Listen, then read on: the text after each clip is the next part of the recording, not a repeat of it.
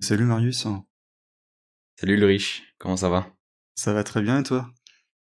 Ça va bien, très content d'être là. Merci pour l'invitation. Bah de rien pour l'invitation et surtout merci à toi d'avoir accepté. On va se faire ensemble un épisode de podcast sur ton expérience au Salvador et sur le documentaire qui va bientôt sortir le 27 mars sur justement ton expérience, ton vécu, parce que tu y as été pendant un mois. T'as vu des choses, t'as rencontré des personnes et j'ai eu la chance moi de voir le documentaire en avant-première avant sa sortie et on est sur un documentaire qui dure à peu près 1 heure et demie et franchement grosse claque, hein. Très belle surprise. Il y a beaucoup de choses qui sont abordées. Ça parle de Bitcoin, mais pas que de Bitcoin. Ça parle de l'avenir du Salvador. Ça parle aussi du contexte historique qui est très très particulier, mine de rien, de ce petit pays d'Amérique centrale.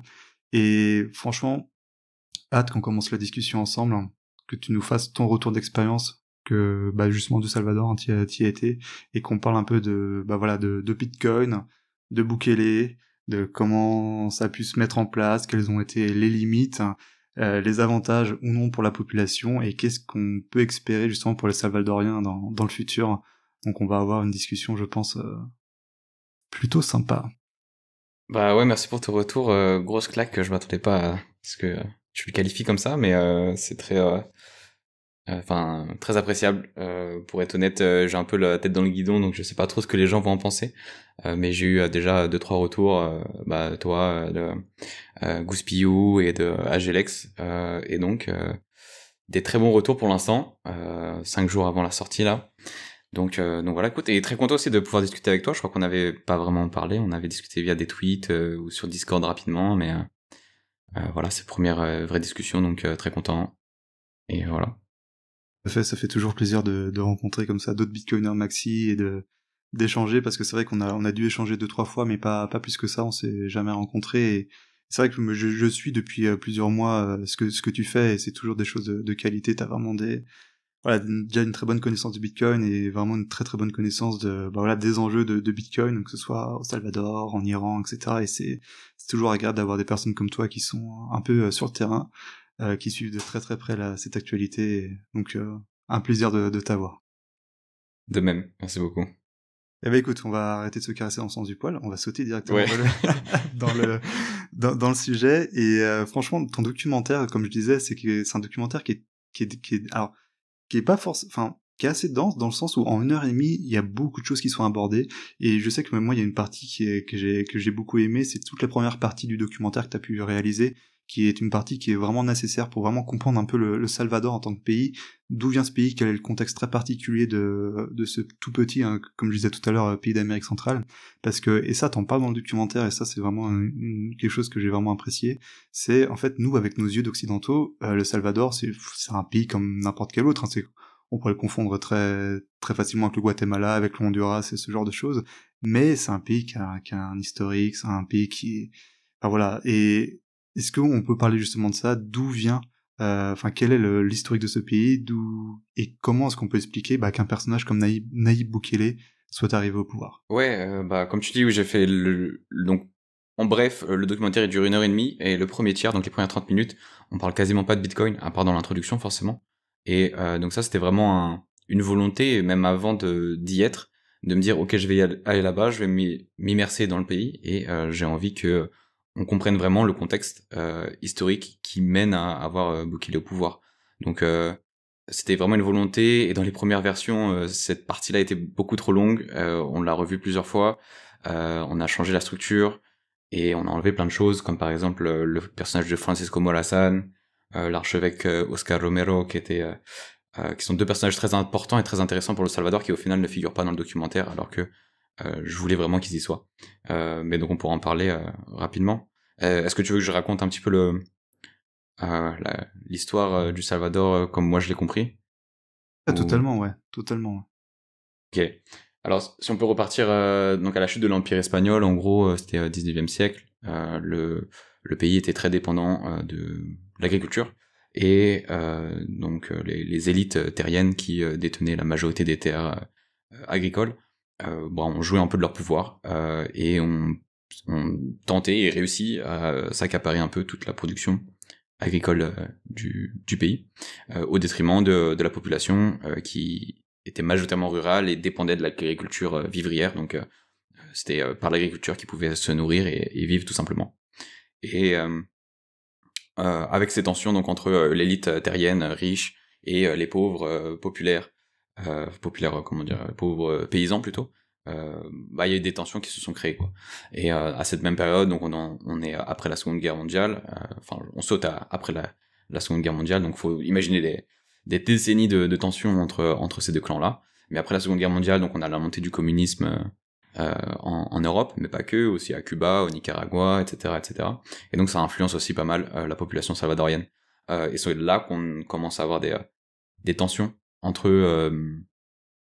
enfin beaucoup plus fortes, des tensions armées entre la population qui tente certains coups d'État, qui essaie de renverser le pouvoir pour pouvoir adopter une politique plus populaire, plus je sais pas si on peut dire socialiste, mais plus respectueux, enfin plus distributrice de richesses, on va dire, face à donc l'élite terrienne conservatrice, voilà. Et donc une guerre civile se déclenche tout simplement entre ces deux clans, donc l'élite terrienne qui plus tard sera comment dire, incarnée par le parti politique Arena, qui existe encore aujourd'hui, et la population, enfin la population, enfin la partie populaire et plus, enfin proche des idées marxistes, se matérialisera, enfin sera incarnée par le FMLN, qui est, je crois qu'ils existent encore aujourd'hui, mais qui n'existent plus vraiment sur le plan politique parce que Bukele a pris leur place. Et donc voilà, donc de ces tensions-là entre les deux, une guerre civile s'est déclarée. Il faut aussi prendre en compte, donc ça c'est, je mets bien l'accent dessus dans le documentaire, que le parti Arena, donc le clan conservateur, est aussi très aidé et financé par les États-Unis, qui bah, sont dans ce mood de guerre froide et comment dire, de bataille contre le communisme. Et donc ils ont peur que le Salvador devienne aussi un pays comme Cuba, et donc finance le parti conservateur, et donc finance en très grande partie à hauteur de 4 à 6 milliards de dollars. Donc 4 à 6 milliards de dollars à l'époque où le dollar n'avait pas encore connu l'inflation qu'il a aujourd'hui. C'est une somme qui est quand même assez conséquente. Et donc il finance tout simplement la guerre. Et donc c'est plusieurs dizaines de milliers de blessés, plusieurs milliers de morts, des centaines de milliers de personnes déplacées, notamment des personnes qui sont qui émigrent aussi vers les États-Unis. Ouais, tout à fait. Et voilà. Donc en gros ça c'est on va dire avant le début du 21e siècle, Ouais. et on sort d'une guerre civile en fait entre ces deux parties-là. Ok, si je dis pas de bêtises, hein, si je reprends les chiffres que tu donnes toi-même dans le documentaire, c'est une guerre civile qui a duré, je crois, de 1979 à début des années 90, hein, 75 000 morts, 500 000 Salvadoriens qui ont émigré aux États-Unis, et justement pour faire un peu la transition entre justement ce contexte de guerre civile et aussi justement ce contexte très dur qu'a connu le Salvador ensuite dans les années 2000 de guerre des gangs, c'est justement toute cette diaspora salvadorienne qui est allée s'installer aux États-Unis, surtout dans la partie ouest des États-Unis, hein, en Californie si je dis pas de bêtises, et c'est à partir de là que t'as, dans ce vivier, dans cette diaspora, t'as eu deux gangs, donc le MS-13 et le Dario 18 hein, qui sont nés. C'est ça, bah, comme tu l'as dit, ouais, les immigrants, donc bah, c'est un peu comme on a en France ou en Europe, quand on a des immigrants qui viennent d'Afrique ou même d'Ukraine ou d'Afghanistan, peu importe. Bah c'est des personnes qui ont du mal à s'intégrer, qui vont avoir plus difficilement accès à certaines je sais pas, certaines aides, enfin en tout cas ils seront en précarité quoi, surtout à cette époque aux États-Unis. Et donc bah forcément ils tombent dans la délinquance. Et c'est aussi très communautaire, hein. La communauté hispanophone aux États-Unis est très très communautaire et se mélange pas trop, et donc a du mal à s'intégrer. Et donc une grosse partie d'entre eux s'enrôlent dans les gangs. Donc comme tu as dit, c'est à Los Angeles que à la même période, donc dans les années 90, voire même un peu avant, il me semble, les gangs donc MS-13 et Barrio 18 qui naissent à Los Angeles. Et c'est en 96 que Bill Clinton, donc le président des États-Unis, passe une loi dont j'ai oublié le nom, mais que je mentionne dans le documentaire, qui en gros déporte tous les délinquants qui sont en situation irrégulière aux États-Unis. Donc pas que au Salvador, hein, dans d'autres pays d'Amérique centrale, d'Amérique du Sud, mais aussi beaucoup du Salvador. Donc en fait, cette loi a pour effet de ne pas vraiment combattre les gangs qui sont plus ou moins toujours en place aux États-Unis, même si ça réduit temporairement la violence, mais surtout ça a pour effet de déporter en fait les gangs et de les renforcer en Amérique centrale. Et donc au Salvador, en fait, tous les membres de gangs qui ont été déportés juste continuent ce qu'ils faisaient à Los Angeles, mais cette fois-ci ils le font au Salvador. Et donc depuis la fin des années 90, les gangs se sont renforcés, les guerres de gangs les guerres entre ces deux gangs ont continué. Voilà, la violence dans la rue et l'impact sur la population atteint, c'est des centaines un taux d'homicide qui va à plus de 100 homicides pour 100 000 habitants certaines années. Donc ça donne un environnement social très compliqué où la population est forcée de déjà ne pas vivre normalement comme nous on pourrait le faire en Europe, faire attention quand est-ce qu'ils sortent, avec qui ils sortent, dans quel quartier, etc. Mais aussi certaines entreprises, même la majorité des entreprises dans les parties du pays qui sont contrôlées par les gangs, ne peuvent pas se développer correctement parce que les gangs demandent une rente, demandent à avoir un paiement mensuel d'une partie des revenus, pour soi-disant les protéger de quelque chose, on sait pas trop, en gros ils disent oui on te protège de l'autre gang, mais en fait ils se protègent surtout d'eux-mêmes parce que ceux qui refuseraient pourraient se faire tuer ou tout simplement racketter ou autre. Ouais, c'est clair, c'est vraiment, je pense qu'on s'en rend pas compte nous en Occident d'avoir un pays avec une telle violence, parce que, et dans ton documentaire tu interroges justement certains locaux qui ont connu cette période très dure. Il y en a un que t'interroges, moi j'ai trouvé vraiment génial son témoignage chez Poupouza AG, qui lui a vécu justement cette période. Il racontait justement que dans la rue tu pouvais pour un rien te faire voler ton téléphone, te faire voler tes fringues. Pour un rien aussi tu pouvais tu pouvais mourir, en fait tu pouvais être la cible comme ça d'un des deux gangs, et la vie ne tenait à pas grand chose quoi. Et en effet t'expliques bien que en gros c'est un problème qui a été réimporté au Salvador suite à l'expulsion justement de ces gangs par Clinton. Et en effet c'est un peu le retour au pays de ces personnes-là qui n'ont plus rien à voir en fait avec la population de leur propre pays et qui font régner la terreur quoi. Et d'ailleurs la petite question, le Salvador il y a combien d'habitants à peu près?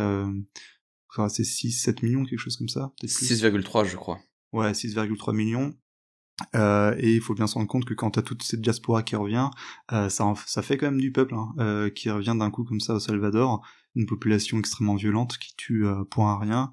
Et c'est pour ça qu'on a eu au Salvador l'un des pays, le pays de l'hémisphère nord qui a eu le taux de criminalité et de meurtre en fait le plus élevé.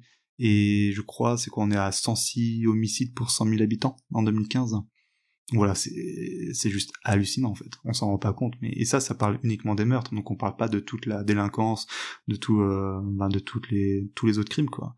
Et ça plante bien un peu le décor, je pense, de Salvador. C'est que t'as, comme tu dis, comme tu l'expliques bien dans le documentaire, c'est que t'as un pays déjà qui est fracturé socialement, où t'as en effet cette classe aristocratique, grand propriétaire foncier, terrien, qui vont posséder tout l'appareil agricole. T'as cette classe ouvrière agricultrice qui elle va souffrir de ce système-là. Tu vas avoir la division de pays entre justement ce clan un peu aristocratique nationaliste et ce clan un peu plus marxiste.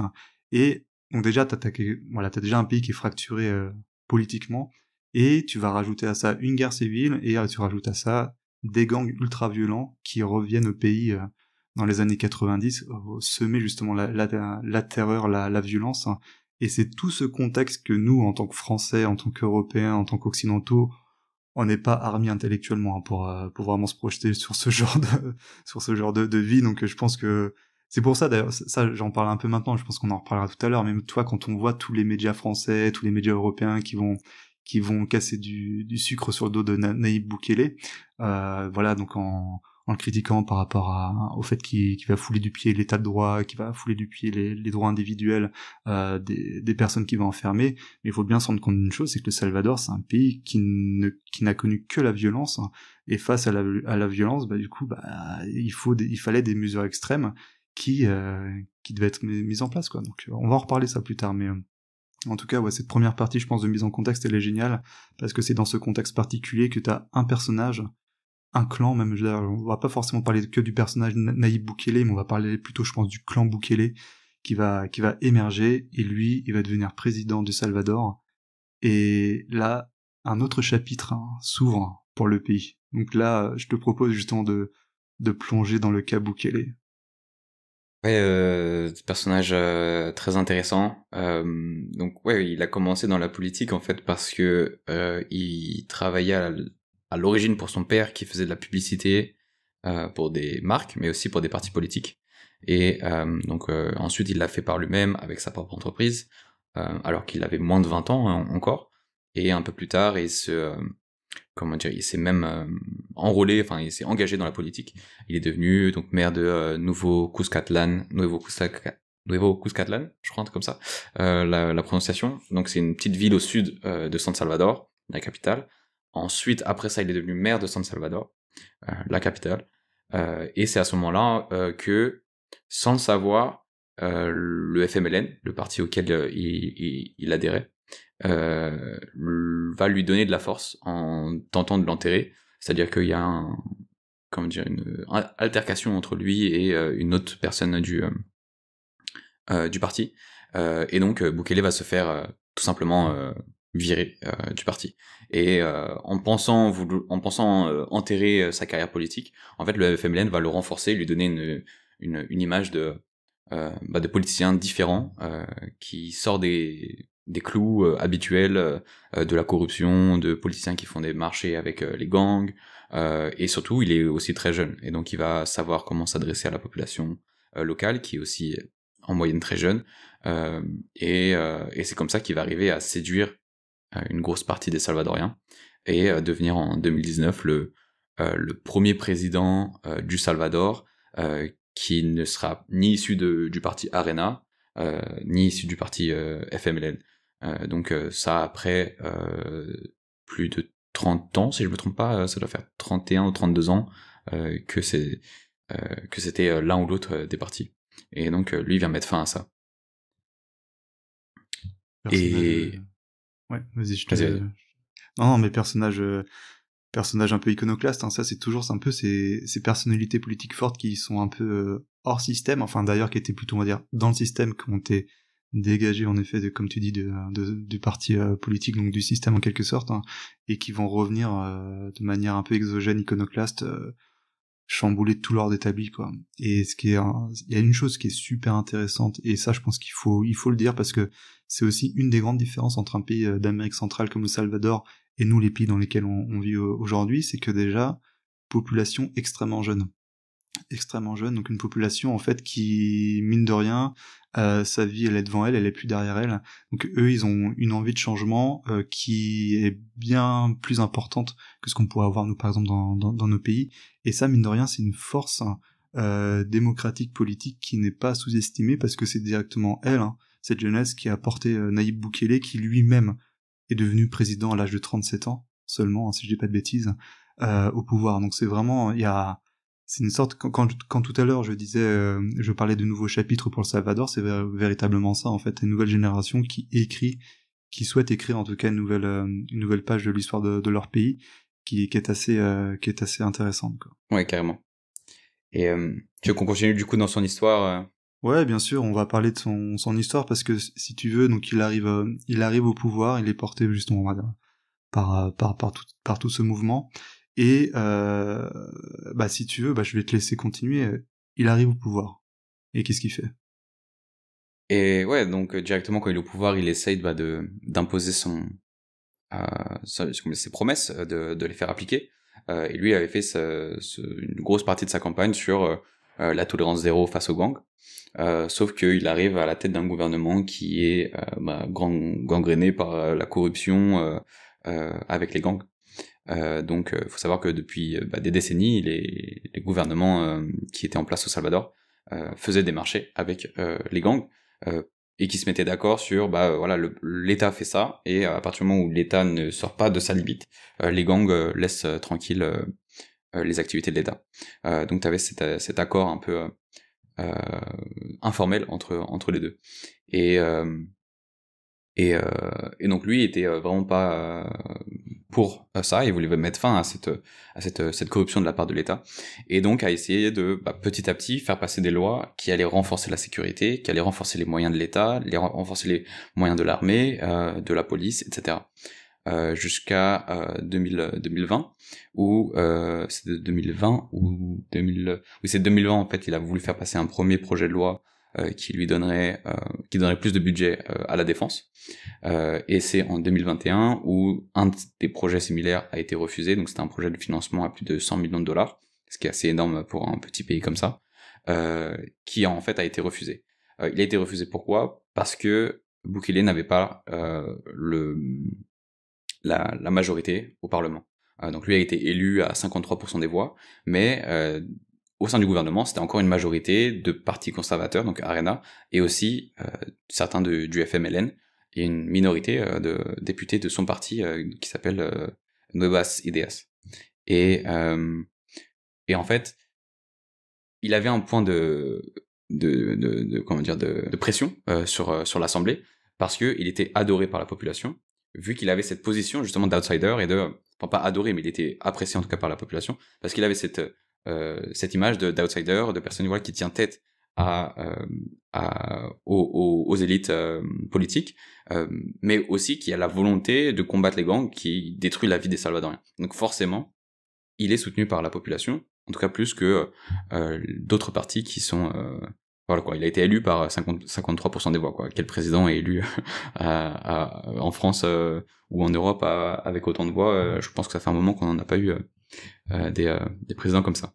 Et donc ce qu'il a fait en 2021 pour forcer sa loi, c'est que il est rentré dans l'Assemblée accompagné d'hommes armés, de militaires, et il les a forcés à accepter son budget de défense, sous peine de dissoudre l'Assemblée nationale et donc de remettre le poste des députés sous le choix, sous le choix de la population, quoi, qui allait probablement forcément être dans le sens de Bukele, en lui donnant la majorité, surtout après ce coup, une sorte de coup d'éclat, si on peut dire, qui allait forcément aussi beaucoup impacter l'opinion publique à son égard. Et donc ils ont cédé, et ils ont accepté, ils ont signé la loi, et c'est ça qui a commencé à marquer le début de la guerre du gouvernement de Bukele contre les gangs. Et c'est ensuite en 2022 que là ça s'est déchaîné un petit peu, où la tension avec les gangs était à son paroxysme, qui était à son plus haut, et c'est 2 journées de suite, mais surtout une journée qui a dépassé, je crois qu'il y a eu 50 ou 60 homicides en une seule journée, qui était une des journées les plus meurtrières de l'histoire du Salvador, qui a été le dernier déclencheur, quoi, ce qui a donné feu à la poudre, et donc qui a poussé Bukele à déclarer un état d'urgence et à dire voilà, maintenant tous les membres de gang on les arrête, ou tous les gens qu'on suspecte être membres de gang on les arrête, et donc qui a donné cette situation où beaucoup d'ONG ou même l'opposition se plaignaient que plein de personnes se sont faites emprisonner et condamnées alors qu'il n'y a pas vraiment eu d'enquête précise sur chaque individu et sur leur appartenance au gang. Et c'est comme ça que dans les premières semaines après la déclaration de l'état d'urgence, il y avait entre un tiers, les estimations c'était environ un tiers des personnes qui ont été emprisonnées au début, qui étaient présumées innocentes, qu'on pouvait penser qu'elles étaient innocentes et qu'elles n'avaient pas d'appartenance claire au gang. Donc ensuite, une partie de ces personnes-là ont été relâchées, mais au début, en tout cas, plusieurs milliers de personnes étaient probablement innocentes. donc qui ont été juste pris en prison pendant plusieurs semaines sans avoir sans aucune raison, quoi. Bien sûr. Et voilà, donc après on en arrive, pour conclure sur le sujet, on en arrive à avoir plusieurs dizaines de milliers de personnes arrêtées, de membres de gangs arrêtés, et aujourd'hui on estime qu'il y a environ 80-85 000 personnes anciens membres de gangs qui ont été arrêtés et qui sont encore en prison. Ça c'est génial d'avoir un peu cette vue justement des premiers mois de la présidence de Nayib Bukele, parce que la manière dont en effet il est rentré dans le Parlement avec des militaires pour justement imposer le vote de ce budget-là, la manière dont il va ensuite s'attaquer aux gangs et les emprisonner de manière expéditive, c'est un peu c'est un peu comme, comment dire, c'est pas tellement l'État qui va lutter contre les gangs, c'est l'État qui va prouver qu'il est le gang le plus fort sur son territoire, en quelque sorte. C'est un peu comme ça aussi qu'on peut le lire. Et ça a été fait de manière presque magistrale, en effet. Donc t'as eu tous ces membres de gang quand t'es enfermé. Alors d'ailleurs, l'avantage qu'ils ont eu, hein, je pense le gouvernement, c'est que quand t'as un membre du Barrio 18 ou du MS13, bah c'est un peu marqué sur eux, hein, justement leur appartenance à un gang. Ils sont tatoués de partout. Et donc ouais, comme tu dis, il y a 80 000 personnes qui sont enfermées, avec justement cette supposition que certaines des personnes enfermées soient innocentes, hein, et avec justement toutes ces critiques sur la remise en cause par le président Nayib Bukele de l'état de droit, du processus de accusation de jugement, enfin la présomption d'innocence, enfin voilà, eux ils se sont totalement passés de ça pour justement mettre tous ces membres de gang au placard. Et la conséquence directe qu'on a pu voir, hein, c'est que la chute des homicides, hein, donc on est passé de 106 homicides pour 100 000 habitants à 2,4. Donc là d'un coup, en quelques mois seulement, le Salvador est devenu l'un des pays les plus safe, les plus sûrs de tout l'hémisphère nord, hein. Je crois que à peu près même niveau que le Canada. Donc voilà, donc c'est un personnage qui est assez impressionnant par rapport à ça, quoi. Donc il est beaucoup critiqué, mais en tout cas il vient de quelque part, il y a tout un contexte, hein. Et donc voilà, ça c'était important d'en parler, je pense, en première partie de cet épisode de podcast, pour justement comprendre que malgré toutes les critiques qu'on peut entendre sur le Salvador, il y a un passif, il y a un historique qui fait que voilà, quoi, on peut pas tellement les juger par rapport à notre lentille et notre grille de lecture occidentale, parce que nous on n'a pas connu ce genre de problématique. Très bien, bah écoute, est-ce que t'avais quelque chose? Ouais, vas-y. Ouais, juste pour conclure, parce que ensuite en 2024 il a été réélu, pareil par un tour de passe-passe sur la Constitution. Donc en fait on voit qu'il joue un peu avec les règles pour se faire élire, mais ce qu'on voit c'est que malgré ça, malgré ce que certaines ONG, ce que l'opposition dit, d'atteinte aux droits de l'homme, de totalitarisme, etc., il est très soutenu par la population. On estime que c'est environ entre 80 et 90% selon les sondages d'approbation de la population. Et comment dire, et donc maintenant il a été réélu à je sais plus combien de pourcents exactement, plus de 50%. Et et surtout au Parlement, sur 60 députés, il y en a 54 qui sont de son parti, et donc il en reste que 6 qui ne sont pas de son parti, 2 qui sont du parti conservateur Arena, et il y a plus du tout de FMLN. Le FMLN s'est complètement fait remplacer par son parti. Donc on voit que même si en effet il y a des tendances de totalitarisme, qu'on pourrait juger peut-être même d'un coup d'État, et en fait il est très très soutenu par sa population. Et donc c'est là qu'on vient de nuancer en fait cette description de dictateur. En effet, on peut dire, selon les points de vue, on peut dire que c'est un dictateur, mais en même temps il est très supporté par la population. Ouais, alors peut-être pas, je pense pas que totalitarisme soit le bon mot, peut-être autoritarisme, donc le côté très autoritaire. En effet, donc il a plus tellement d'opposition, hein. Je crois qu'à la Chambre parlementaire, il y a une seule vraiment opposante, hein, qui est Claudia Ortiz, qui est assez critique justement elle par rapport à ce qu'une ancienne avocate, hein, je crois, mais qui justement elle défend justement tout le process un peu judiciaire et administratif qui est totalement foulé du pied par le pouvoir. Et en effet, alors là il y a cette question, alors on va pas forcément rentrer dans ces discussions ensemble là maintenant, mais il y a forcément cette question entre le pouvoir démocratique, hein, donc la population qui adore le président, et après où va s'arrêter justement ce pouvoir démocratique, où est-ce que la bureaucratie va pouvoir mettre des freins à ça. Enfin il y a tout un débat qui est assez intéressant, quoi. Mais en tout cas, ouais, comme tu dis, donc Bukele il arrive au pouvoir très soutenu par la population, et pour cause. Donc du coup il transforme littéralement en quelques semaines, quelques mois le Salvador, déjà d'un point de vue purement sécuritaire, et il va aussi avoir ça c'était sa priorité. Sa seconde priorité, c'était ensuite tout simplement de développer économiquement le Salvador, d'en faire un peu en quelque sorte ce petit Singapour d'Amérique centrale, d'attirer les capitaux, etc. Et il avait justement cette volonté, c'était d'introduire une nouvelle monnaie à cours légal au Salvador, qui est le Bitcoin. Et là, je te propose justement de faire cette petite transition maintenant de Bukele vers Bitcoin, et que tu nous racontes un peu, parce que dans ton documentaire, t'en parles super bien, je trouve, et ça montre aussi une très très belle limite qu'a pu connaître le Salvador, c'est qu'on a souvent tendance, en tant que Bitcoiner, à comment dire, à vénérer Bukele, à mettre le Salvador en exemple, alors qu'au final, ouais, quoi. Et justement, parlons un peu de ça, parce que moi j'ai trouvé cette partie vraiment, vraiment géniale du documentaire. Ouais, il faut ce qu'il faut comprendre, c'est que le passage de la loi Bitcoin, c'est une des lois les moins appréciées par la population. La population ne comprend pas vraiment pourquoi. Pour eux, c'est un peu voilà le truc que Bukele fait, mais ça nous sert pas. Enfin, la majorité ne comprend pas l'intérêt.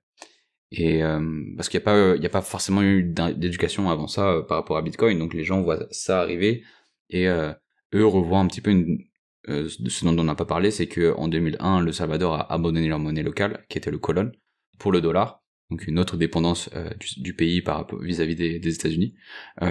Et donc les Salvadoriens ont vu ça et certains ont cru qu'ils allaient commencer aussi à abandonner le dollar, alors que ça leur apporte plein de bénéfices, comme voilà les échanges internationaux, les échanges avec la diaspora qui vit aux États-Unis notamment. Et donc ils avaient peur voilà de quelque chose de nouveau. Donc c'est vrai qu'au début il y a eu ce gros mouvement de rejet, alors qu'au final maintenant il y a plus un désintérêt. Et ensuite l'opposition sur cette loi se positionne dans le sens où elle argumente que cette loi n'était pas pensée pour les Salvadoriens et qu'elle a été pensée pour quelqu'un d'autre, pour des gens avec qui Bukele avait des intérêts, potentiellement des amis ou je sais pas une autre forme de corruption. Et notamment un des arguments qui est donné, c'est que la loi a été annoncée non pas en espagnol directement à la télé salvadorienne, mais en anglais à la Bitcoin conférence de Miami de 2021. Donc voilà, on peut légitimement se demander, si tu fais vraiment cette loi pour les Salvadoriens, pourquoi la faire en anglais et pourquoi la faire à Miami? Ça fait pas vraiment de sens. Donc voilà, il y a pas mal de choses aussi.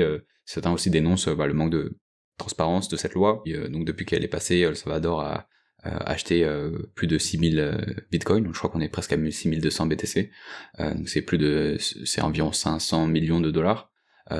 Et on n'a aucune visibilité sur les achats qu'ils ont fait, sur la quantité réelle qui a été achetée. On voit une adresse publique qui a été partagée, donc on sait combien ils en ont au moins, au minimum, mais ils peuvent très bien en avoir acheté plus à certains moments, à d'autres. Voilà, on peut pas vraiment voir. Voilà, toute cette ambiguïté en fait qu'il y a dans cette loi qui pousse certaines personnes à dire que c'est une loi totalitaire. Et ensuite, il y a aussi le sujet du Chivo Wallet, qui, je pense, est l'argument ultime. Je sais pas si tu veux qu'on aille directement dans Ouais, bien sûr. le Chivo Wallet. Ok. Donc dans la loi en fait, dans la Bitcoin Ley, dans sa version initiale en tout cas, parce qu'elle a été modifiée, je pense qu'on reviendra aussi avec l'histoire avec le FMI et le Salvador. Mais donc dans la version initiale, le gouvernement, la loi oblige le gouvernement à apporter une solution facile et accessible et peu chère pour les Salvadoriens de pouvoir faire un échange entre le dollar et leur nouvelle monnaie légale, donc le BTC. Et donc pour ce faire, le gouvernement a créé le Chivo Wallet et les Chivo ATM, donc les distributeurs automatiques Chivo, pour tout simplement donner un outil. Et donc en soi, c'est une plutôt bonne idée parce qu'on peut se dire ok, il n'y a pas forcément les infrastructures pour au Salvador, donc le gouvernement investit pour faciliter l'accès à cette monnaie et pas que les gens se fassent scammer, qui perdent de l'argent, qui payent des frais trop chers, etc. Comme toujours, bon peut-être pas toujours, mais comme très très souvent avec l'État, quand l'État met quelque chose en place, c'est souvent l'inverse qui se passe. En tout cas, quand ils essayent de défendre quelque chose, au final, les conséquences sont ce qu'ils essayaient d'éviter. Et donc les Salvadoriens en fait se sont fait scammer. Il y a eu pas mal d'usurpation d'identité sur les portefeuilles. Le gouvernement avait promis $30 en Bitcoin aux Salvadoriens qui s'identifiaient sur l'application. Au final, beaucoup de Salvadoriens se sont fait usurper, ou alors ils ont perdu leur argent parce qu'il y a eu l'application contenait des bugs. Et surtout, pour revenir sur le point autoritaire, pardon. Euh... oui, je mélange un peu les T'inquiète, deux mots, mais c'est important de faire la différence. Donc sur le point autoritaire, en fait, le Chivo Wallet est un portefeuille custodial. Donc voilà, si vous écoutez cette émission, j'espère que vous connaissez la différence entre custodial et non custodial, mais en bref, c'est pas les utilisateurs qui détiennent leurs clés, c'est l'État, ou en tout cas Chivo, l'entreprise qui est derrière, qui aussi est dépendante de l'État, qui gère les clés, c'est-à-dire qu'aucun BTC n'est vraiment détenu par les Salvadoriens. Et en même temps, on peut se dire, bah c'est un peu normal, parce que quand t'as entre 400 à 500 dollars de salaire mensuel, pourquoi est-ce que tu irais faire des transactions on-chain et payer même 50 centimes pour chaque transaction? C'est indécent. Donc, il fallait trouver une solution, et ils ont choisi la solution de créer un portefeuille non custodial. Non custodial. Sauf que le problème, c'est que un portefeuille non custodial, c'est complètement à l'opposé des valeurs de Bitcoin. C'est en fait juste recréer le système bancaire avec Bitcoin. Mais sinon, ça reste la même chose. Donc, ça veut dire que c'est censurable, ça veut dire que l'État pourrait censurer des gens, bloquer des transactions, etc., etc. Et donc, c'est une des raisons qui a fait penser, notamment beaucoup de bitcoiners, mais aussi dans l'opposition et les ONG, etc., qui en plus parlaient de blanchiment d'argent, voilà, toutes les aberrations qu'on entend sur Bitcoin à longueur de journée. Voilà, donner cette impression que cette loi a été clairement faite pour contenter les désirs d'un petit groupe proche de Bukele. Et voilà, je sais pas si c'est peut-être un peu flou, je fais quelques discrétions. Non, mais c'est très bien, c'est bien en effet de rappeler un peu ce qu'a été le Chivo Wallet. C'est une sorte de gros wallet of Satoshi, où en effet c'est que du Bitcoin papier que les Salvadoriens possédaient en quelque sorte, quoi. Il y avait pas, en effet, on possédait pas ses clés, on était vraiment à l'opposé total de ce que voulait Satoshi, hein, sur ce que doit être Bitcoin en tant que que réseau d'échange pair à pair. Et là où t'as raison, c'est que la mise en place justement du cours légal du Bitcoin par Bukele, que ce soit la mise en place 2021 aux États-Unis, il y avait beaucoup de questions par rapport à ça. Donc en effet, le Salvador achète pas. Ça se trouve c'est Mike Kaiser qui envoie chaque jour un BTC à Bukele, on sait pas tout. Mais il y a quand même un flou autour de ça qui est quand même assez particulier. Et une chose aussi qui est importante de rappeler, c'est que toute cette mise en place a eu lieu quand il arrive au pouvoir, et quelques mois, un an plus tard, on a eu le pire bear market possible pour Bitcoin. Donc du coup, la population qui ne comprenait pas du coup déjà l'intérêt d'avoir Bitcoin en tant que moyen d'échange imposé par l'État, en plus voit que du jour au lendemain, on perd 50, 60, 70% de valeur sur ça. Donc il y a vraiment, je pense, beaucoup d'interrogations légitimes de la population là-dessus, quoi, déjà, de quel est vraiment l'intérêt de ça. Et je pense qu'on en parlait justement avant de commencer l'enregistrement, mais on peut faire cette petite parenthèse maintenant parce que je trouve qu'elle est super intéressante, hein. C'est que justement là, t'as une tentative top-down, donc du gouvernement vers la population, d'imposer l'usage de Bitcoin en tant que moyen d'échange. Et là, on a vu qu'avec le Salvador, ça a été quand même assez limité en termes de succès, hein. La population n'était pas éduquée à Bitcoin, les gens ne comprenaient pas l'intérêt de Bitcoin en tant que monnaie. La connaissance de la population, la théorie monétaire, était proche des pâquerettes, donc il n'y avait pas justement cette préparation au préalable de l'individu à l'adoption de cette nouvelle monnaie émergente qui est Bitcoin. Et on a vu que justement l'État impose, du coup ça c'est un échec, comme souvent d'ailleurs. Et justement, pourquoi pas défendre un autre modèle d'émergence, hein, de Bitcoin, qui est l'émergence bottom-up, hein, que les individus s'emparent eux-mêmes de Bitcoin pour les échanges de tous les jours.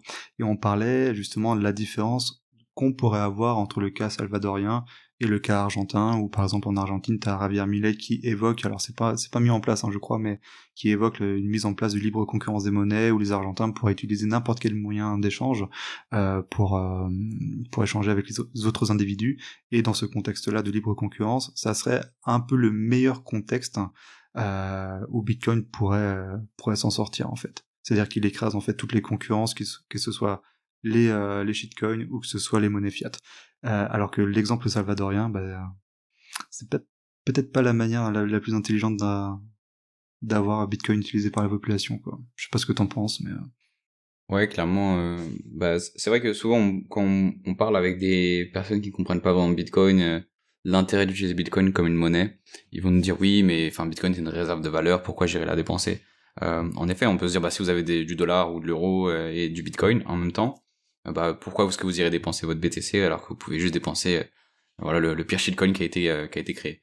Mais en fait, c'est très réducteur se demander ça parce que vous vous placez en tant que consommateur. Par contre, si vous placez en tant que producteur, en tant qu'entreprise, bah, quel intérêt vous allez avoir à accepter des paiements en dollars alors que vous pouvez directement accepter du Bitcoin.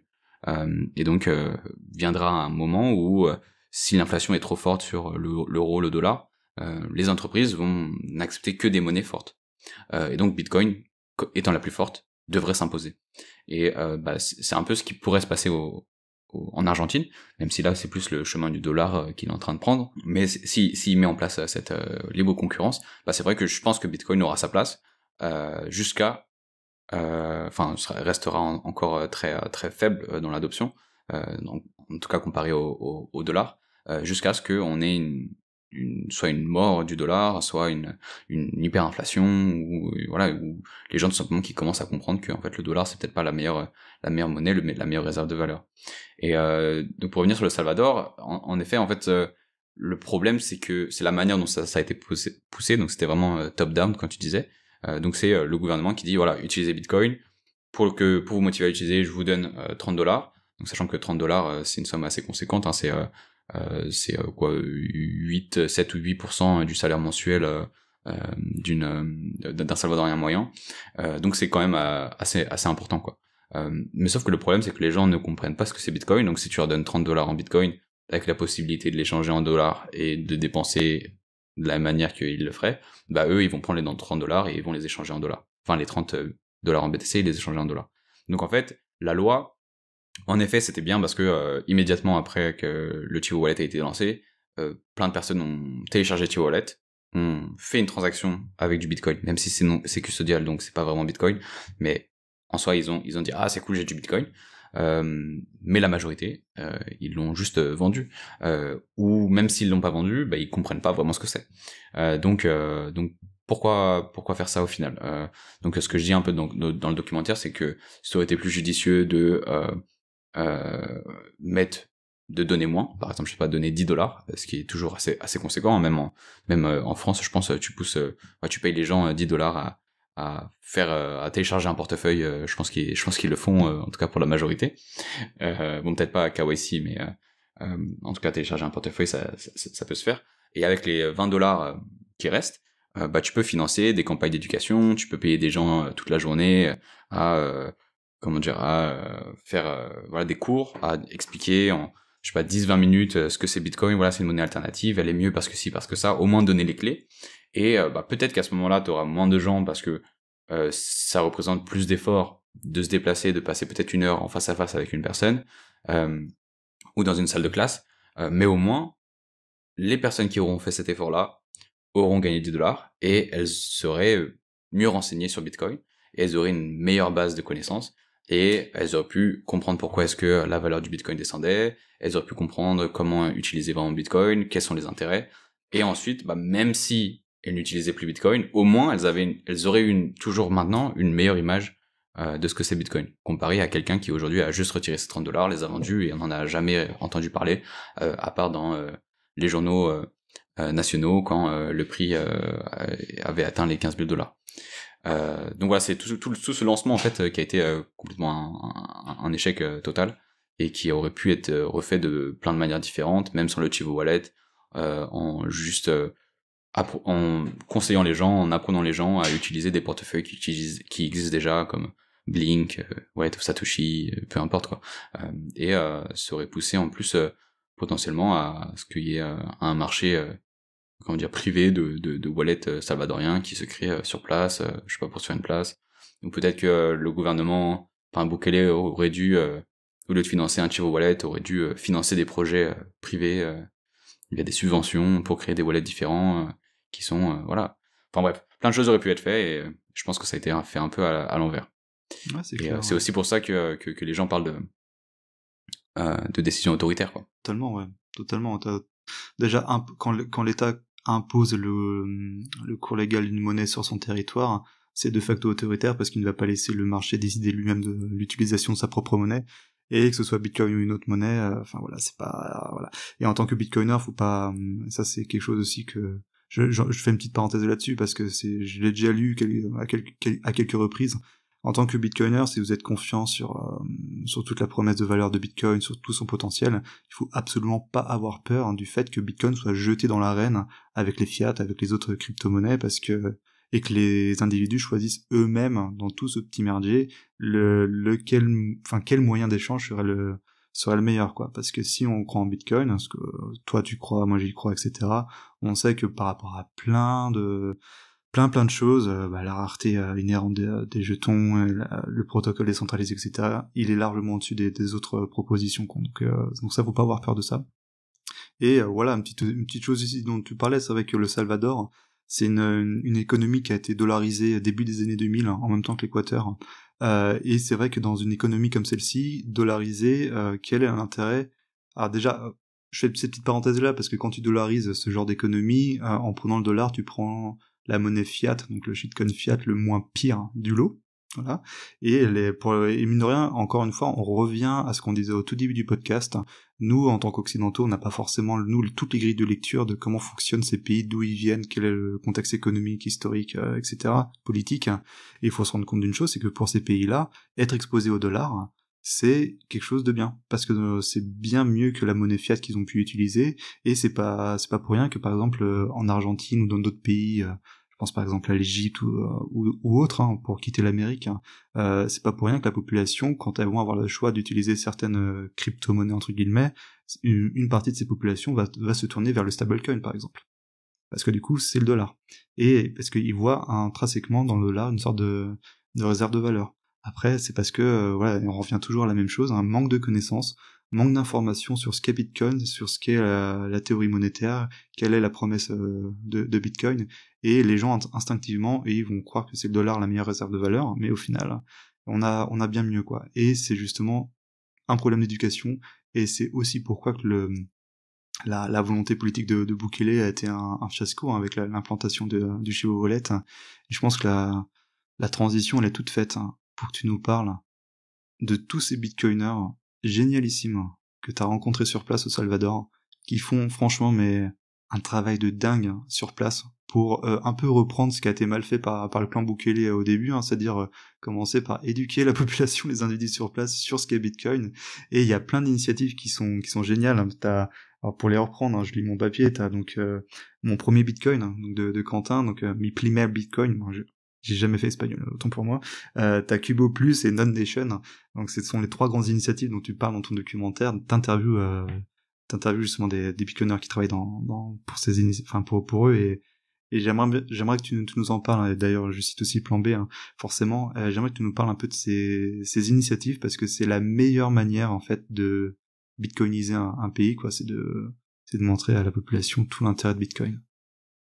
Ouais, aussi peut-être, avant de parler de celle que tu as mentionnée, peut-être parler d'une que je pense qu'on a enlevé le passage où on le mentionne, mais on voit Nicolas Berthet dans le documentaire, qui est CEO de Galoy, l'entreprise qui a lancé le portefeuille qui aujourd'hui s'appelle Blink, et qui gère aussi la conférence Adopting Bitcoin, donc qui maintenant a plusieurs éditions, mais notamment qui a commencé au Salvador. Donc c'est une conférence qui se tient tous les ans, et je crois je suis pas sûr si on a enlevé ce moment où il parle de l'audience qu'il a, mais il expliquait que dans les premières éditions, il y avait entre 1 et 2% de Salvadoriens dans l'émission, dans les spectateurs, et que la majorité c'était des expatriés qui venaient soit en vacances, enfin découvrir le Bitcoin Country.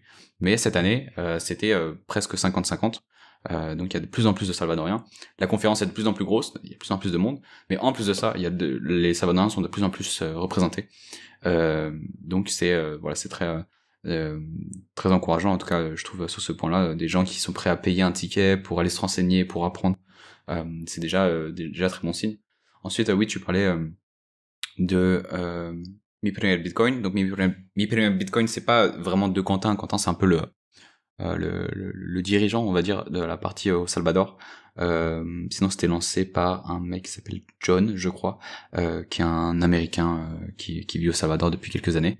Et donc eux, ils ont commencé à voilà faire des classes d'apprentissage sur Bitcoin. Vraiment, ils ont créé ce qu'on appelle le Bitcoin Diploma. Donc c'est une introduction en fait à Bitcoin où ils apprennent qu'est-ce que la monnaie, voilà, comment est-ce que la monnaie fonctionne aujourd'hui, pourquoi est-ce qu'on a besoin de monnaie. Je vais reprendre dès la base parce que sans monnaie, sinon on fait voilà, c'est le troc quoi. Donc voilà, juste expliquer les bases et pourquoi est-ce que Bitcoin est une bonne proposition de valeur. Donc c'est vraiment la base de ça. Et donc ils donnent des diplômes dans les écoles, dans des certains villages où tout le monde peut venir et apprendre.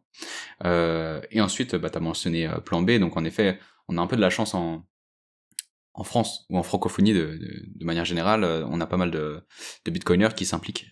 Donc on parlait de Quentin, ami Bitcoin, Nicolas Berthet, mais on a aussi Roxy de la chaîne Découvre Bitcoin qui a cofondé Plan B Network et qui dès 2021 s'est rendu au Salvador et aller voir sur place ce qu'il s'y passait. Il s'est impliqué, voilà, il a eu des idées d'initiatives, notamment Non Nation, qui a été lancé au Salvador avec l'aide du gouvernement et du ministère de l'éducation.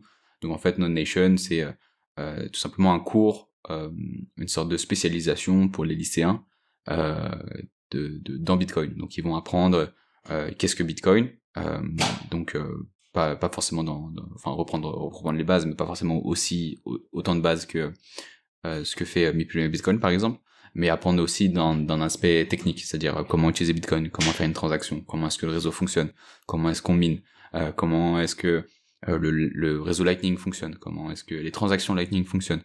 Donc pour que vraiment on ait pas des adultes, mais des pré-adultes salvadoriens, une base de pré-adultes salvadoriens qui puissent comprendre technologiquement comment est-ce que ça fonctionne et puissent l'utiliser. Et l'objectif de faire ça, c'est de rendre les Salvadoriens à l'aise avec l'outil, avec Bitcoin, avec son réseau, avec les outils pour l'utiliser aussi. Mais en plus de ça, de potentiellement ouvrir des vocations pour que plus tard, ceux-ci qui sont, enfin les profils plus tech, puissent s'intéresser davantage à Bitcoin et puissent suivre un cursus spécialisant, donc qui pourrait s'apparenter à un master, une licence, un doctorat. Doctorat c'est peut-être un peu trop long encore, mais je pense que c'est dans les projets de créer voilà des formations entières de développement Bitcoin pour pouvoir créer des développeurs, mais pas que, ça peut être aussi des économistes, peu importe, mais notamment des développeurs qui pourraient avoir les connaissances suffisantes pour créer des portefeuilles, pour devenir développeur Bitcoin Core, pour développer des choses qui utilisent Bitcoin, mais surtout que ce soit des Salvadoriens, c'est-à-dire des personnes qui connaissent les besoins de la population salvadorienne, qui savent quelles sont les limites de la population, qui savent les pratiques de la population, ce qu'ils aiment faire, ce qu'ils aiment pas faire, et qui puissent par eux-mêmes créer des projets, développer une entreprise, créer des portefeuilles, pour qu'il y ait une concurrence aussi des portefeuilles à Chivo, à Blink, à Wallet of Satoshi, etc. Donc voilà. Je sais pas si j'ai bien résumé. Si, génial, quoi. Et ça, c'est le plus important qu'il faut actuellement faire au Salvador, quoi. C'est d'éduquer toute la jeunesse, parce qu'on en parlait tout à l'heure, hein, c'est un pays qui est extrêmement jeune. Il y a un potentiel, du coup, de développement qui est certain, qui est présent, et il faut directement éduquer cette jeunesse pour qu'ensuite elle se lance, dans le milieu, qu'elles fondent elles-mêmes leur propre entreprise Bitcoin, qu'elles offrent au marché justement leurs propres solutions, et c'est de cette manière-là que les choses vont au moins partir sur des bases beaucoup plus saines que ce qui a été tenté directement par le clan Bukele quand ils sont arrivés au pouvoir, quoi. Donc on peut que saluer l'implication des bitcoiners qui sont sur place, hein, qui font un travail hallucinant que t'as pu interviewer pendant ton mois au Salvador, et il faut bien entendu soutenir toutes ces initiatives, parce que c'est celles-ci véritablement qui vont fonctionner bien plus certainement que l'imposition d'une personne un peu autoritaire de l'utilisation d'un certain type de wallet. Et voilà, donc donc c'était clairement important d'en parler. Une chose, alors c'est vrai qu'on aurait pu en parler tout à l'heure, mais ça m'est totalement sorti de la tête, hein. C'était parce que entre le moment où t'as été au Salvador, donc si je dis pas de bêtises, hein, parce que je suivais ça sur X, hein, t'y étais en novembre, en fin d'année 2024. Du coup, on n'a pas encore eu l'actualité autour du FMI et de tout ce qui est en train de se passer actuellement. Donc, je te propose de faire une petite parenthèse là-dessus parce que il y a pas mal de un jeu de ping-pong entre le Salvador et le FMI sur la promesse de l'obtention d'un prêt par le gouvernement salvadorien en contrepartie du fait que le Salvador abandonne en partie ou totalement une partie de leur législation pro-Bitcoin. Est-ce que tu peux nous en Ouais, parler un peu de ça? c'était, enfin, la première fois que cette histoire est arrivée en ligne, j'ai un peu paniqué au début parce que c'est sorti en fait une semaine après que je revienne du Salvador. Donc faut s'imaginer que un projet comme ça, déjà je l'ai en tête depuis plus d'un an. Voilà, on a eu les financements des différents sponsors depuis septembre. On avait tout préparé, enfin des mois avant. Et au final, une fois qu'on a tout fait, qu'il y a plus que le montage à faire, on me dit ah Bitcoin c'est plus monnaie légale au Salvador. Je fais ah putain, merde. Et c'est un peu ouais, c'était je crois que Stachenko Alexandre avait fait un tweet sur ça en réaction quelques minutes après. Et lui, enfin pour lui, s'est positionné vraiment en mode Bitcoin n'est plus monnaie légale. Et du coup, ça m'a fait un peu paniquer au début. Après, forcément, j'ai regardé un peu dans les détails et c'est à nuancer. Et donc, je l'exprime aussi dans le documentaire parce que heureusement, j'avais pas encore filmé les plans facecam de débrief à ce moment-là. Et donc, en fait, ce qui s'est passé, c'est que le Salvador, le gouvernement du Salvador et le FMI se sont mis d'accord dans le cadre d'un programme de financement que le Salvador reçoive 1,4 milliard de dollars du FMI, mais au total, avec d'autres organisations autour, ça représente 3,5 milliards de dollars, si je me souviens bien. Donc de financement pour pouvoir développer l'économie salvadorienne, les aider à rembourser leurs dettes, enfin s'endetter pour rembourser des dettes, c'est un peu contradictoire, mais soit, c'est c'est le concept. Et donc aussi développer, essayer de développer le Salvador. Et en échange, plusieurs choses étaient faites, mais notamment certains reculs sur la loi Bitcoin. Donc, la loi Bitcoin existe toujours, mais certains articles ont été enlevés. Donc, parmi ces articles, il y a les articles qui obligeaient normalement les Salvadoriens à accepter le Bitcoin en tant que monnaie, en tant que moyen de paiement. Donc, en fait, il y a un article qui dit que tout le monde est obligé d'accepter les lois, les Bitcoin en tant que paiement, donc toutes les entreprises en fait. Mais ensuite, il y a un article juste après dans la loi qui vient spécifier que si les personnes n'ont pas les moyens technologiques pour accepter les paiements en Bitcoin, elles ne sont pas obligées de le faire. Et donc, c'est assez flou, c'est-à-dire que tout le monde peut dire « Ah ben j'ai pas les moyens, j'ai pas l'infrastructure pour ». Et donc, on peut s'imaginer qu'en fait, ça concerne que les grosses entreprises. Donc, McDo, enfin les multinationales quoi. Sachant que dans la pratique, même les grosses entreprises ont à terme arrêté, parce que moi quand j'y étais... je donne l'exemple de Pizza Hut, Office Depot, mais enfin plein d'entreprises, les grosses enseignes, c'est à chaque fois, soit faut marchander un petit peu avec eux pour qu'ils acceptent, soit ils acceptent pas du tout et c'est un non catégorique. Donc en fait cette loi-là n'a jamais vraiment été appliquée, et donc elle a été enlevée, mais au final ça n'a pas forcément d'impact. Ensuite, l'autre point, c'est sur le Chivo, où en gros le FMI force le Salvador à se retirer du projet Chivo. Donc là, je crois qu'ils cherchent à le vendre. On n'a pas encore d'annonce dessus. Comme expliqué juste avant, c'est très bien. Enfin, c'est tout ce que les bitcoiners maximalistes voulaient. Mettez fin à ce portefeuille. Donc au final, merci le FMI. On entend souvent ça, mais oui. Ouais, mais pour le coup, ouais. Ouais. Ensuite, l'autre point, c'est que le gouvernement ne pouvait plus accepter le paiement des taxes en BTC. Donc ça, c'est un petit point négatif, mais en fait, ça vient concerner que globalement les bitcoiners expatriés qui, à la place de payer leurs taxes en bitcoin, vont juste devoir aller à un ATM Chivo, changer en dollars sur leur application ou je sais pas, ou sur une autre plateforme. De toute façon, avoir un taux de change compétitif parce que Bitcoin est monnaie légale, payer quasiment pas de frais parce que Bitcoin est monnaie légale, et ensuite faire un paiement. Donc ça va juste rajouter une étape en fait dans leur paiement des taxes. Et donc c'est un retrait, enfin c'est un recul. Donc ces changements-là font que le statut de monnaie légale n'est plus vraiment très légitime à encore maintenir. Bon, certains vont dire oui, c'est toujours monnaie légale, comme par exemple Sébastien Gouspiou qui lui défendait ça, et de l'autre côté Stachenko qui lui disait non. Voilà, je pense que c'est plus une question de définition. Encore une fois, est-ce que c'est monnaie légale, est-ce que ça l'est pas, est-ce que c'est autre chose? Au final, ça n'a pas forcément d'importance parce que les initiatives d'éducation sont toujours en place. Voilà, Bitcoin est toujours, enfin il y a toujours Bitcoin Beach, il y a toujours Bitcoin Berlin, c'est toujours la même chose en fait, ce qui se passe là-bas. Mais c'est juste légalement, techniquement, on pourrait dire c'est plus monnaie légale.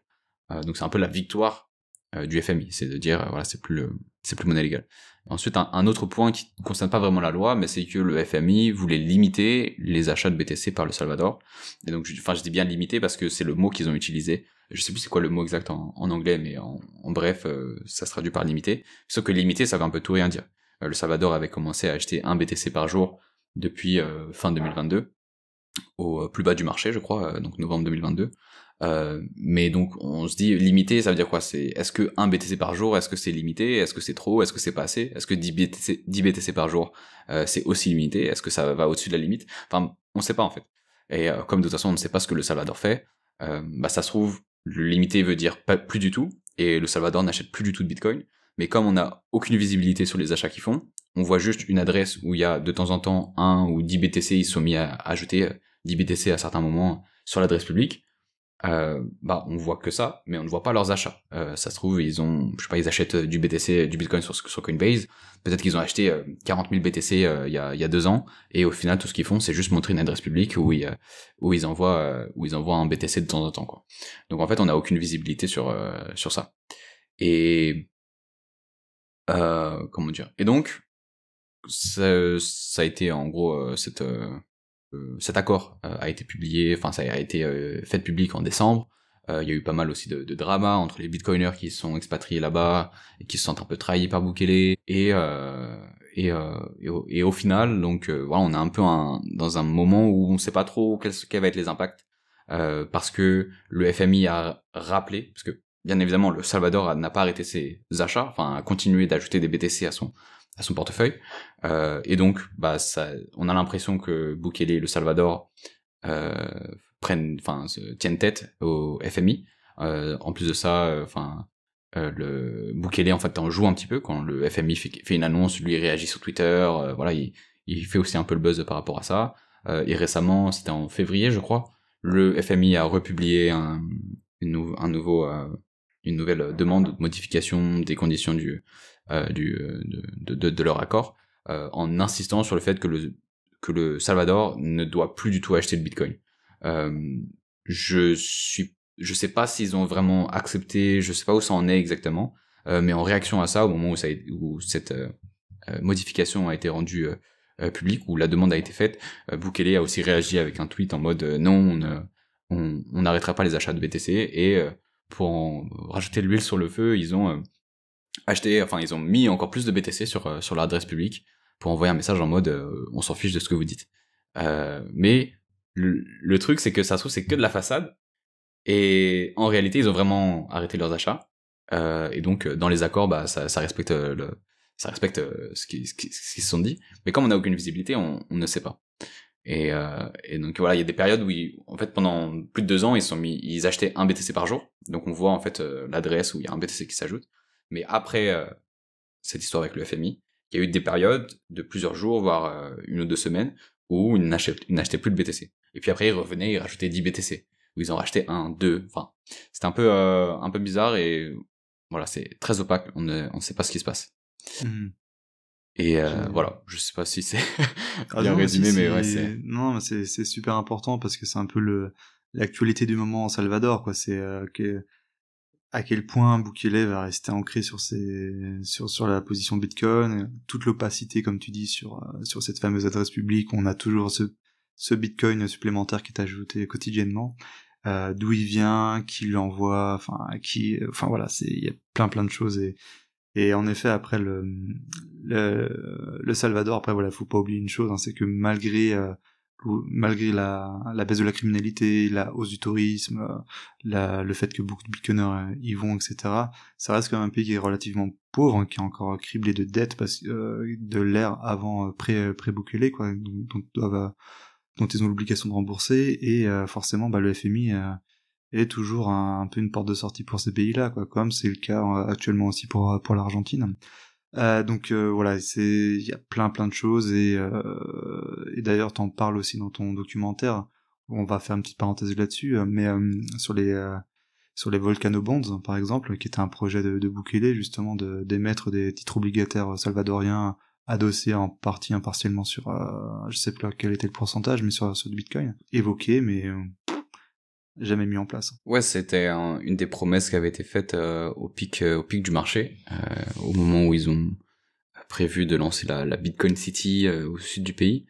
Et en fait, c'est un peu à l'arrêt parce que je pense qu'ils se sont rendus, ils étaient peut-être un peu dans l'euphorie ou même dans cette dynamique de se dire faut qu'on promette plein de choses parce que c'est le moment et c'est là qu'on va recevoir des financements avant que le marché crache.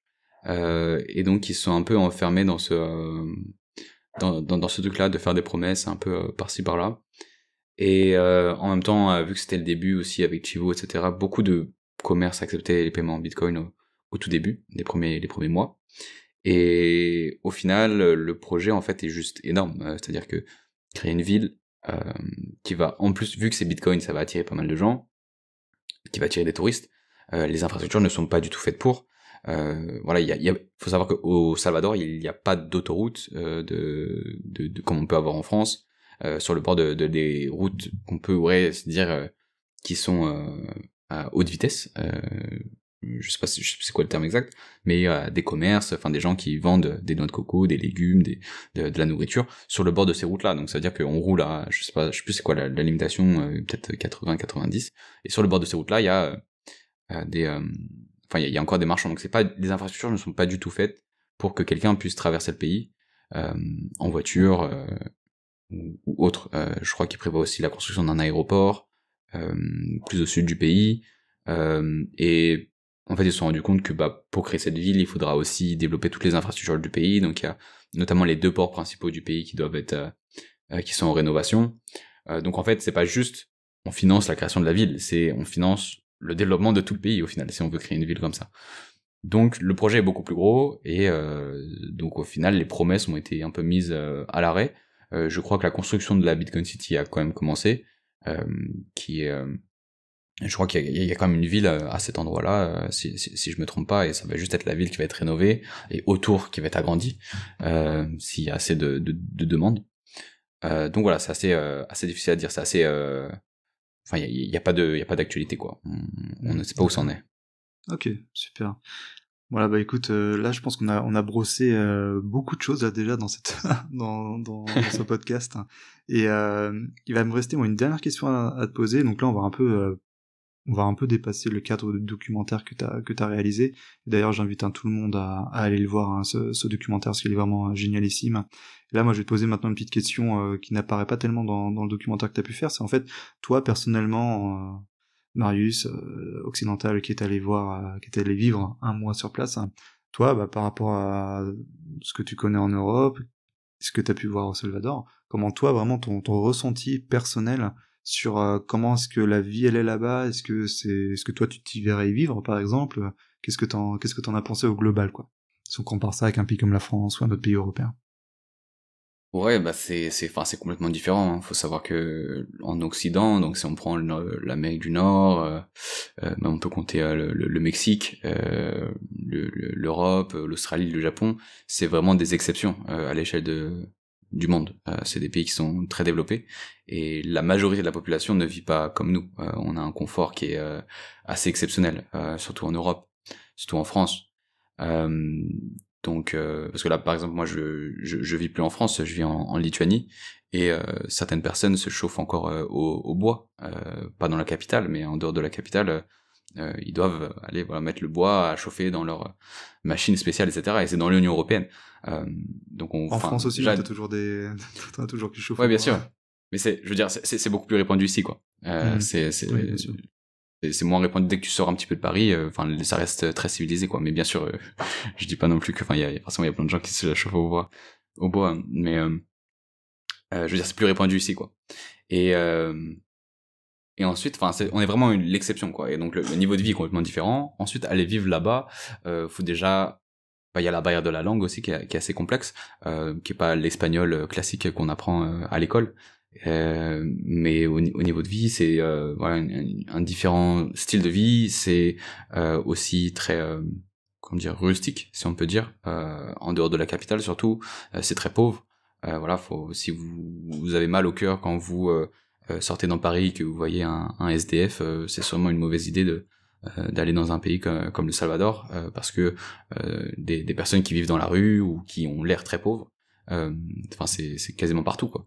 Voilà, le salaire moyen est très faible, et c'est un salaire moyen, ça veut dire que y a au moins la moitié de la population qui touche moins que le salaire moyen. Et donc c'est quelque chose, voilà, dès que vous sortez, si vous allez au Salvador, dès que vous sortirez de la capitale, vous tomberez sur des gens qui sont très très très pauvres, et ça peut faire mal, ça peut faire mal au cœur. Donc faut vivre là-bas, faut avoir envie de faire face à ça. Et ensuite, moi, est-ce que j'ai envie d'aller vivre là-bas? Je pense que c'est un joli pays à visiter. Vivre là-bas, peut-être pas pour moi, parce que comme, enfin, j'en parlais avec un local. Je me dis que si je dois aller vivre dans un pays différent, surtout dans un pays comme ça, je peux pas arriver en mode voilà, salut, c'est moi, acceptez-moi, et moi voilà, je suis riche, j'ai mon travail à l'étranger, et je viens vivre ici, profiter de la plage, et c'est tout. Euh, je pense que vivre dans un pays comme le Salvador, qui est en développement comme le Salvador, il faut aussi pouvoir s'intégrer, un peu comme partout, hein, mais il faut encore plus s'intégrer, encore plus euh, comment dire, se motiver à faire des choses aussi pour la communauté, pour les villages, voilà, pour voilà, s'impliquer dans ces projets-là, et plutôt que juste dire hey, c'est moi le le gars qui vient de France, je vous prends de haut parce que moi j'ai une éducation, j'ai des diplômes, voilà, il faut se remettre un peu, je pense au enfin se redescendre, enfin pas être trop Ouais. être un peu plus humble quoi, parce que aussi au Salvador, surtout à El Zonte, il y a pas mal de personnes qui viennent des États-Unis, du Canada, et c'est des personnes souvent qui sont très aisées et qui ne prennent pas ce recul là de se dire bah en fait les gens que tu côtoies au quotidien n'ont pas le même style de vie que toi, et enfin c'est juste un décalage, faut juste arriver à accepter ce décalage, qui pour moi n'est je le pour un temps de vacances, j'ai trouvé ça pas trop dérangeant, mais par contre pour y vivre, c'est un peu plus complexe. Ouais, je peux comprendre. Et ouais. Bon, déjà, t'as forcément la barrière culturelle de la langue, bon, ça c'est une chose. Et puis en effet, t'es sur un pays qui, contrairement à nos pays à nous, qui sont des pays développés, t'as un pays là-bas qui est en voie de développement. C'est-à-dire que enfin, moi j'y suis jamais allé au Salvador, mais la manière dont j'ai pu ressentir la chose en regardant ton documentaire, aussi en t'écoutant quand t'es passé dans le bunker avec Science et GG, c'est vrai que tu me corriges, hein, enfin, en tout cas, moi, c'est comme ça que j'ai ressenti la chose, c'est que t'as quand même un pays qui a une promesse, un optimisme, qui est assez impressionnant dans le sens où ils sont actifs, ils sont jeunes, ils sont optimistes, hein, sur l'avenir, que de manière différente que ce qu'on peut être nous en Europe, par exemple. Donc, ils ont déjà cette force, cette vitalité, qui est certaine, qui est déjà très très positive, et ils partent de loin. Mais je pense qu'ils ont aussi conscience, hein, du niveau un peu assez bas d'où ils partent, mais ils ont envie, voilà, ils ont envie de se retrousser les manches, ils ont envie d'améliorer leurs conditions de vie, ils ont un cadre, on va dire, politique, sécuritaire qui s'est fortement amélioré, hein, mine de rien, depuis l'ère Bukele, qu'on aime ou pas le personnage. Ils sont un peu dans les bonnes conditions politiques, économiques, sécuritaires pour justement se développer comme jamais, quoi. Et on pourrait s'attendre dans les 10, 15... Alors de toute façon, en général, en histoire, en géopolitique, politique, hein, quand on prend les développements comme ça des pays, on prend généralement une génération, en fait. Il faut une génération entière pour qu'on ait vraiment un changement économique, politique durable dans certaines nations. Et on peut s'attendre, par exemple, si Bukele est arrivé au pouvoir 2021, on pourra se dire, bah tiens, à l'horizon 2050, on pourrait avoir un pays qui soit totalement transformé, quoi. Et en tout début du podcast, je parlais de Singapour, hein. Je sais pas si tu connais un peu l'histoire singapourienne, qui est juste hallucinante, où justement, à l'échelle d'une génération seulement, avec un régime qui est assez proche, je pense, du Salvador, dans le sens où c'était extrêmement autoritaire, très très peu changement de pouvoir, enfin, et en une génération, ils ont totalement changé le pays, quoi. Ils ont transformé un village de pêcheurs en mégalopole, asiatique, richissime.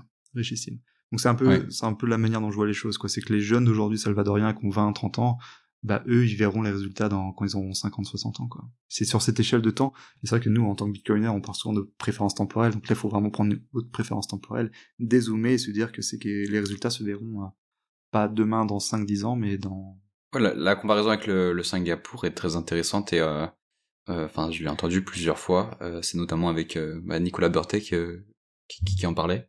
Et je la trouve hyper intéressante. Donc si je me trompe pas, c'est pareil, une personne enfin qui a pris le pouvoir et qui l'a gardé pendant 50 ans et voilà, ouais, qui a développé, qui a imposé un peu sa vision, sa façon de faire les choses. Et en soi, pour faire une transformation drastique d'un pays comme ça, avec autant d'habitants en plus, 6 millions, c'est quand même assez conséquent pour un petit pays comme ça. La population est très dense. Donc oui, il faut des changements drastiques. Maintenant, c'est le problème de ça, c'est qu'en effet, ça peut déboucher sur quelque chose de très bien, mais en même temps, ça peut être aussi assez catastrophique pour certains aspects. Euh, et surtout, on parle des droits de l'homme, etc. Pour les prisonniers, c'est quelque chose en fait on sait pas comment est-ce que ça va évoluer. Est-ce que Bukele qui est au pouvoir ne va pas devenir complètement fou, ou est-ce qu'il va pas se faire assassiner, quelqu'un d'autre va prendre le relais. C'est encore trop tôt pour pouvoir se dire que ce que Bukele a fait maintenant va avoir vraiment un impact. Ça fait presque... Bon, il aura fait 10 ans à la fin de son mandat, mais c'est encore trop tôt pour pouvoir vraiment se projeter et se dire « Ok, le Salvador, ça va vraiment être Singapour ». Si tout se passe bien, forcément, je pense qu'on peut le dire. Mais il y a encore trop d'obstacles pour pouvoir être autant optimiste. De toute façon, pour ceux que ça intéresse, moi, alors, personnellement, je vous encourage à regarder un peu l'exemple singapourien qui est génialissime, avec un personnage Lee Kuan Yew, qui lui est arrivé en pouvoir en 59, qui est resté au pouvoir de 59 jusqu'en 1990. Et là où je fais un peu cette comparaison, c'est que tu vois, tu disais tout à l'heure que Salvador c'est 6 300 000 habitants, ou 700 000, je sais plus. Et à Singapour, je crois que c'est la même chose, quoi. C'est 6 millions d'habitants et c'est à peu près les mêmes configurations presque. C'est-à-dire position géographique quasiment idéale en Amérique centrale ou directement dans le détroit de Malacca.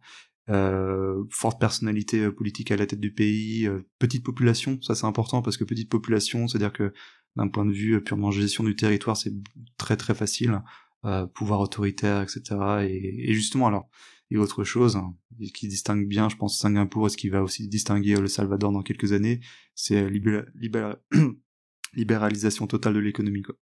Voilà, donc ça c'est avec attirer les capitaux et développer de cette manière le pays. Donc à voir. Ouais, après je pense que Bukele est pas forcément 100% libéral, mais c'est vrai qu'en tout cas il a l'air de prendre la bonne direction sur ces aspects économiques. Forcément ça va prendre du temps. La priorité c'était la sécurité, et je pense que le constat est que il l'a très bien géré. Même si voilà, il y a certains aspects, notamment certains innocents encore en prison, etc. Mais voilà, le prochain défi ça va être celui économique, et Bitcoin peut être une grosse partie de ça, mais ça va prendre du temps avant de vraiment... Enfin, c'est le changement qui va prendre le plus de temps, quoi. Ouais, ce qui est totalement normal. Ça prend beaucoup plus de temps, mais à l'échelle de l'histoire d'un pays, ça peut se faire très rapidement, quoi. Tout dépend du référentiel que tu prends. Est-ce que, du coup, Marius, est-ce que tu avais peut-être autre chose à ajouter sur ton expérience au Salvador? Donc là, on a parlé un peu de la vie, de ce que tu as pu voir. Est-ce que tu avais autre chose comme ça auquel tu t'y attendais pas, et puis qui t'a un peu surprise sur place ou... Et ce qui m'a surpris, c'est le niveau de vie. Je pense que avant d'y aller, je m'attendais pas à autant de pauvreté, surtout dans la capitale. C'est assez bluffant, là, en tout cas les premières fois, notamment dans le marché. Le marché qui est très très pauvre. Enfin, c'est assez bizarre la première fois que tu y passes. En plus, moi, la première fois que je suis passé, je prévoyais pas d'y aller à ce moment-là. Et donc ça peut être assez choquant, et donc c'est ça, et c'est en même temps de voir le contraste entre ça et l'optimisme que certaines personnes ont, de voir que ils vivent plus ou moins dans la misère, et cette sorte de renaissance, pour reprendre un mot que j'ai entendu plusieurs fois là-bas. Enfin, c'est un vrai contraste en fait entre les deux, et je pense que peut-être pour conclure sur quelque chose, juste si vous voulez vraiment comprendre et voilà, pouvoir mesurer tout ce qui se passe là-bas, je pense que au-delà de regarder mon documentaire, voilà, pour lui faire un peu de pub, le plus important c'est vraiment d'y aller et de vous faire un avis par vous-même. C'est la meilleure manière, et la meilleure chose que vous pourrez faire à votre échelle pour le Salvador, c'est d'y aller et en revenant d'en parler. Pas forcément de faire un documentaire, un podcast ou autre, mais d'en parler autour de vous et de pousser les gens aussi à y aller, et voilà, un peu la même manière que vous faites avec Bitcoin, quoi. Écoute, super mot de la fin, je pense. Rester un peu sur cette idée que justement c'est ce mot renaissance, hein, de ce pays, El Salvador, avec une promesse d'avenir qui est gigantesque, hein, et qui est très différente de ce que nous on peut chez nous. Donc vraiment un optimisme sur place. Donc ils savent qu'ils partent de loin, mais ils ont un boulevard devant eux qui est juste hallucinant. Et je pense que ce mot renaissance aussi, c'est un mot qu'on peut très facilement associer à Bitcoin, parce que Bitcoin aussi c'est une sacrée promesse et ça pourrait justement faire naître beaucoup de choses, quoi, d'un point de vue économique, politique, etc. Donc c'est aussi une très belle promesse. Donc d'ailleurs, juste une petite parenthèse là-dessus, hein, moi je sais que quand j'ai lancé mon podcast, j'avais hésité justement en nom de podcast, hein, justement la renaissance Bitcoin, un truc comme ça, tu vois, parce que justement je trouvais qu'il y avait cette idée assez forte dans le protocole. Donc en tout cas, si eux sur place te parlent de renaissance, c'est que c'est intéressant, je pense, d'un point de vue purement étymologique, et c'est l'idée. Et le fait qu'ils aient sur place comme ça des belles initiatives de bitcoiners avec tout un cadre quand même qui est propice au développement de Bitcoin sur place, hein, et ben c'est pas mal aussi, parce que ça va les accompagner de manière très certaine dans la renaissance, quoi. Ouais, complètement d'accord. Ce mot est fort, et ça serait bien prêté à un podcast, ouais. Bon après, pour l'instant, il a pas de nom officiel mon podcast, donc peut-être que ça va venir, je sais pas. En tout cas, ouais. Super manière de clôturer cette conversation, Marius, et moi il va me rester à te remercier d'avoir accepté cette invitation, à me remercier de m'avoir partagé en avant-première ce documentaire, hein, qui est vraiment génial, hein, que j'invite tout le monde d'ailleurs à aller voir, hein. Il va sortir le 27 mars, à 17h je crois, si je dis pas de bêtises.